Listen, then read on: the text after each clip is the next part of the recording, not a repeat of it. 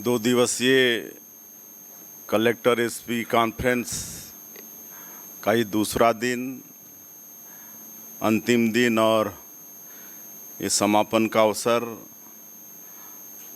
और हम लोगों के बीच उपस्थित हमारे प्रदेश के CS Shri Amitabh Jain ji, SCS home Shri Manoj पिंगवा जी, हमारे प्रदेश के डीजीपी श्री जुनेजा जी, हमारे तीनों CM secretary P Dayanand ji, Basava Raj ji, Rahul Bhagat ji और सभी अधिकारीगण। आज 13 सितंबर है। हमारी सरकार के 9 महीने आज पूरे हो रहे हैं और मैं समझता हूँ ये कॉन्फ्रेंस बहुत सही समय पर हम लोग कर रहे हैं। 2 दिनों तक बड़ी सार्थक चर्चा हुई है और आप सभी लोग यहाँ पर प्रदेश के वरिष्ठ अधिकारी उपस्थित हैं और मैं कह सकता हूँ कि आप सब लोग सरकार की 2 आँखें हैं, 2 कान हैं और 2 हाथ हैं। और ऐसे वरिष्ठ अधिकारियों के बीच अपने आप को पाकर मुझे अत्यधिक प्रसन्नता हो रही है।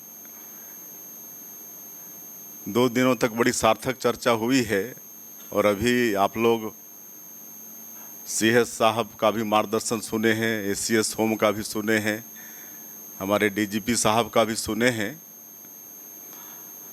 और जैसा मैंने कहा कि सरकार के 9 महीने पूरे हो रहे हैं और ऐसे समय में हम लोग ये कॉन्फ्रेंस कर रहे हैं, तो निश्चित रूप से इस कॉन्फ्रेंस का रिजल्ट निकलना चाहिए। आप सभी लोग ऊर्जा लेकर यहाँ से जाएंगे और एक विकसित छत्तीसगढ़ के निर्माण में अपने अपने कर्तव्यों का पूरी निष्ठा और ईमानदारी के साथ निर्वहन करेंगे।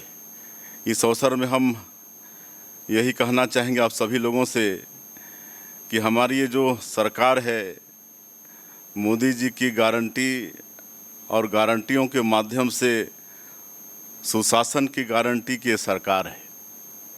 सुशासन का अर्थ है कि शासन की नीतियों और योजनाओं का लाभ अंतिम पंक्ति के अंतिम व्यक्ति को भी पारदर्शी, भ्रष्टाचार मुक्त, सहज रूप से, सम्मान के साथ और सुरक्षा के माहौल में मिले, जिससे उसके जीवन की समस्त मूलभूत ज़रूरतों, स्वास्थ्य, शिक्षा, मकान, रोजगार, सांस्कृतिक पहचान और सुरक्षा की उपलब्धता सुनिश्चित हो।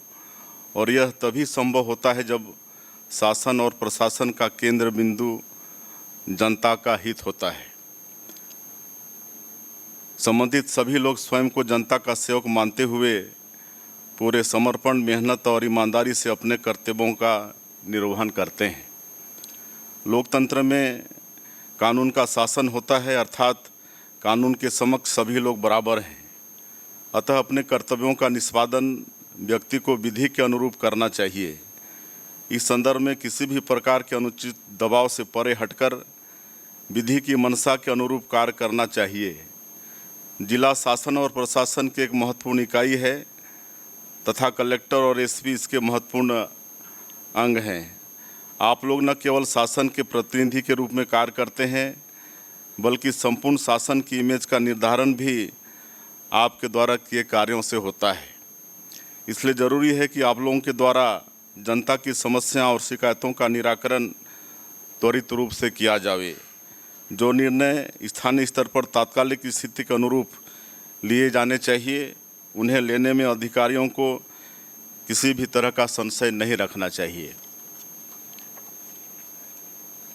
कहा जाता है कि पुलिस के हाथ लोहे के और दिल मोम का होना चाहिए, अर्थात अपराधियों और असामाजिक तत्वों में पुलिस की कार्रवाई को लेकर भय हो तथा पुलिस में पीड़ित, शोषित और समाज के कमज़ोर वर्गों, महिला, अनुसूचित जाति और जनजाति, बालक बालिकाओं के प्रति संवेदनशीलता और तत्परता होनी चाहिए।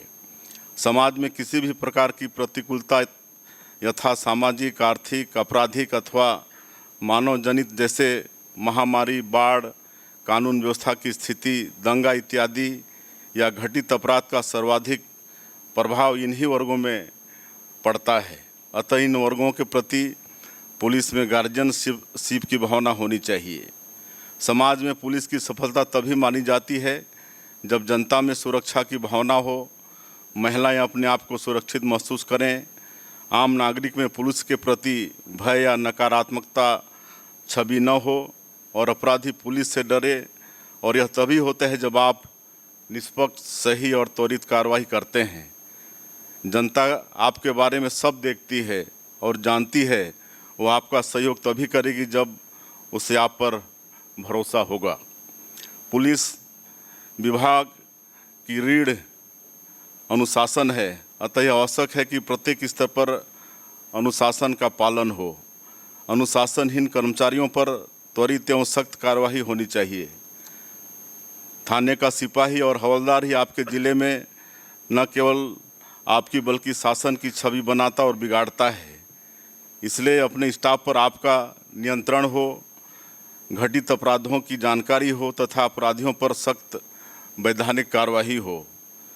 महिला संबंधी गंभीर अपराधों पर न केवल आरोपी की तत्काल गिरफ्तारी होनी चाहिए बल्कि आवश्यकतानुसार विशेष अभियोजक नियुक्त किया जाकर आरोपी को समयबद्ध विचारण ट्रायल पूर्ण करवाकर सज़ा दिलाया जाना भी सुनिश्चित किया जाना चाहिए।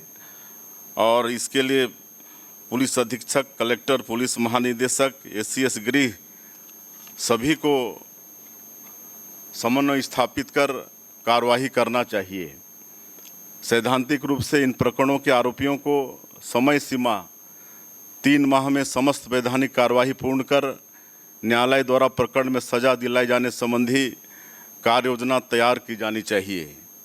इस संबंध में पुलिस महानिदेशक कार्य योजना तैयार कर क्रियान्वित कराया जाना सुनिश्चित करें। अनसुलझे गंभीर अपराध पुलिस के लिए चुनौती है। टीम बनाकर वह वरिष्ठ अधिकारियों के सतत मार्गदर्शन में इनको सुलझाने के प्रयास करने होंगे। जिले की कानून व्यवस्था उस जिले के पुलिस अधीक्षक और कलेक्टर की कार्य प्रणाली को बताती है।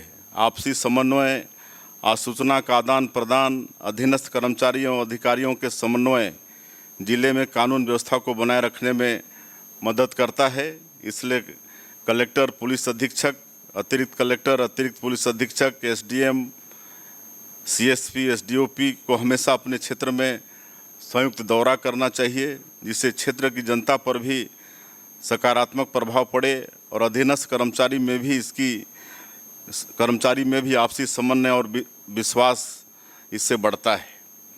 विगत दिनों जिला दुर्ग में सट्टे संबंधी अपराध, जिला बिलासपुर में अवैध शराब विक्रय में संलिप्तता तथा जिला शक्ति में गांजे संबंधी अपराध में संलिप्तता पर पुलिस कर्मचारियों के विरुद्ध बर्खास्तगी की कार्रवाई की गई है। ऐसे कर्मचारी जो गलत कामों में लिप्त हैं, अपराधियों का साथ देते हैं, उनके विरुद्ध तत्काल सख्त कार्रवाई की जानी चाहिए। पुलिस को अपना काम बिना पक्षपात, लालच, भय या किसी के प्रभाव में आए बिना निष्पक्ष रूप से करना चाहिए। अवैध शराब, सट्टा, मादक पदार्थ, जुआ के विरुद्ध जीरो टॉलरेंस के साथ काम करें। जिस जिले में ऐसी शिकायतें मिलेंगी उसके लिए पुलिस अधीक्षक जिम्मेदार माने जाएंगे। साइबर क्राइम की व्यापकता को देखते हुए इससे निपटने के लिए प्रभावी कार्रवाई की आवश्यकता है। जन जागरण के साथ इन अपराधों पर नियंत्रण के लिए पुलिस को सक्षम बनाने के लिए आवश्यक प्रशिक्षण एवं संसाधन उपलब्ध कराया जावे। इसी प्रकार अवैध धर्मांतरण जनता के बीच असंतोष का बड़ा कारण है। इस पर भी प्रभावी वैधानिक कार्रवाई की आवश्यकता है।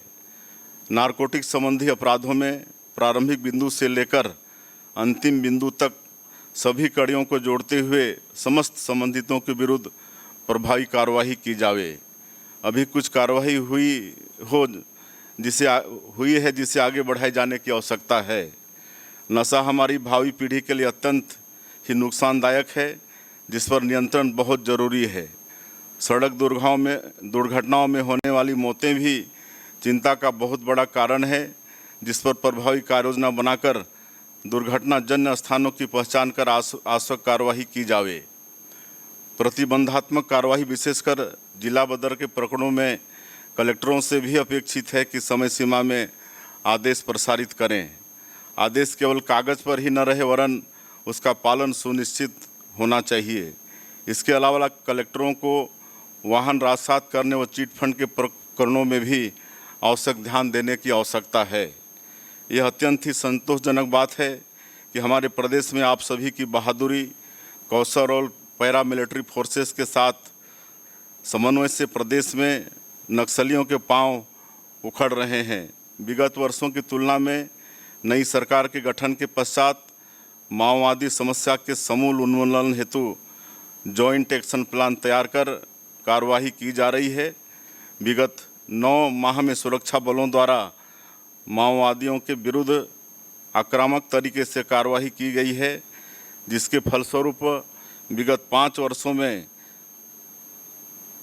219 माओवादी मारे गए थे। वहीं गत 9 महीने में ही 159 माओवादी मारे गए हैं। सुरक्षा बलों की प्रभावी कार्रवाई से माओवादी घटनाओं में व्यापक कमी आई है। विगत 9 माह में 34 फॉरवर्ड सुरक्षा कैंपों की स्थापना की गई है तथा केंद्र द्वारा भी 4 नवीन सीआरपीएफ बटालियन प्रदान की गई है, जो कि माओवादियों के विरुद्ध हमारी लड़ाई को और गति प्रदान करेंगी। इन सब कार्यों से सुदूर क्षेत्रों में विकास भी तेज गति से पहुंच रहा है। गत 9 माह में 44 मार्गों एवं 10 पुल का निर्माण हुआ है। विगत 9 माह में इन अंचलों में संचार सुविधाओं के लिए 291 मोबाइल टावर भी चालू किए गए हैं। सरकार द्वारा सुदूर क्षेत्रों में स्थापित कैंपों के 5 किलोमीटर के दायरे में 96 ग्रामों में विकास की पूर्ण उपलब्धता हेतु नियत नेलानार योजना का क्रियान्वयन किया जा रहा है, जिससे लोगों में विश्वास की भावना बढ़ी है और इसका बेहतर नतीजा देखने को मिल रहा है। सरकार द्वारा आज समर्पित माओवादियों के लिए शीघ्र व्यापक पुनर्वास नीति लाई जा रही है, जिससे उन्हें समाज की मुख्यधारा में लाया जा सके। भविष्य में भी माओवाद प्रभावित क्षेत्रों में आमजनों का विश्वास अर्जित करने एवं क्षेत्र के विकास के साथ ही माओवादियों के उन्मूलन हेतु आक्रामक कार्रवाई जारी रखी जाएगी। पुलिस एक ऐसा विभाग है जहां अपराधियों व असामाजिक तत्वों द्वारा निरंतर नई चुनौतियां पेश की जाती हैं। बल की क्षमता उन्नयन एवं निरंतर प्रशिक्षण की आवश्यकता है, जिससे चुनौतियों का समग्र रूप से सामना किया जा सके। जनता और प्रशासन के बीच निरंतर संवाद न केवल आपसी विश्वास उत्पन्न करता है, बल्कि कई ऐसी सूचना एवं समस्याओं की जानकारी भी उपलब्ध कराता है जो भविष्य की दृष्टि से महत्वपूर्ण होती है। अतः जनता के लिए उपलब्धता, क्षेत्र में नियमित भ्रमण, अधीनस्थ कार्यालयों का निरीक्षण, धरातल पर कार्य की स्थिति का मूल्यांकन, शिकायतों का त्वरित निराकरण, अंतर्विभागीय समन्वय, पारदर्शी कार्य प्रणाली के द्वारा न केवल आप स्वच्छ प्रशासन देने में सफल होंगे, बल्कि सुशासन को भी स्थापित करने में आप सफल होंगे, ऐसा मेरा विश्वास है। और जैसे मैंने कहा कि आज हमारी सरकार का ये 9 महीना पूरे हुए हैं और अच्छे समय में हम लोग ये कॉन्फ्रेंस किए हैं, तो आप सब लोग ऊर्जित होकर जाएं। हम लोग सब का उद्देश्य एक ही है, जनसेवा करना और इस छत्तीसगढ़ को विकसित छत्तीसगढ़ के रूप में कायम करना। छत्तीसगढ़ में खुशहाली हो, छत्तीसगढ़ में शांति हो, छत्तीसगढ़ में सुरक्षा हो, ये सब की जिम्मेदारी हम सब लोगों के ऊपर में है। और हम सभी लोग आज संकल्पित होके यहाँ पर जाएं और 2 दिनों तक आप सब लोग इस कार्यशाला में, इस कॉन्फ्रेंस में आए। इसके लिए मैं धन्यवाद करते हुए अपनी बात समाप्त करता हूँ। जय हिंद, जय छत्तीसगढ़।